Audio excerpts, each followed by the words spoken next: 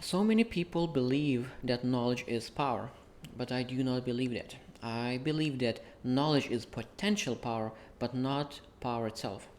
If people say that knowledge is power, so why so many people who are PhD students are not successful? Why so many people who are very, very knowledgeable are not successful? Because they do not have that power that everyone promises.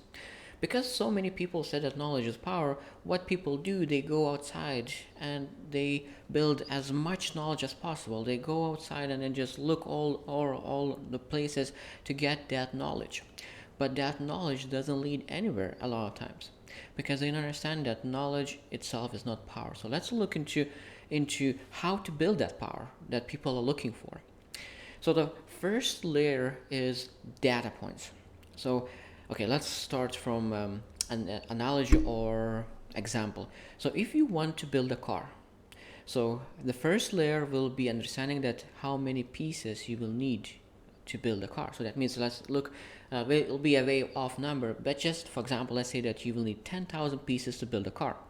The second layer is understanding what kind of pieces you will need. So that's screws and all other pieces. So that means you move from data from 10,000 pieces to knowing what kind of pieces, like screws and all the pieces.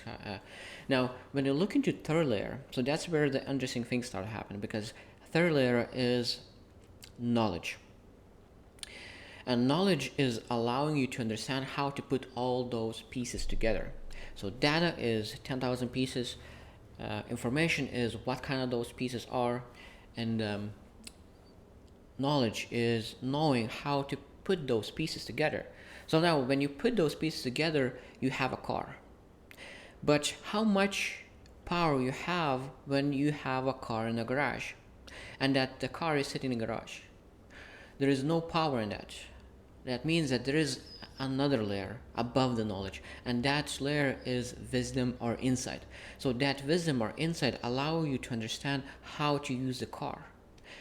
And of course, when you're able to use the car, you're able to go to huge trips, you're able to move faster and better. So that means knowledge is potential power, because when you take an action and you build something and you know exactly what you build and how to use what you build, then the power shows up. So now when you go outside, is most important is not to build knowledge, but what is most important is to build wisdom and insight. So sometimes we need to look, okay, we build this knowledge, but what kind of insight, what kind of wisdom are we able to gather from that knowledge?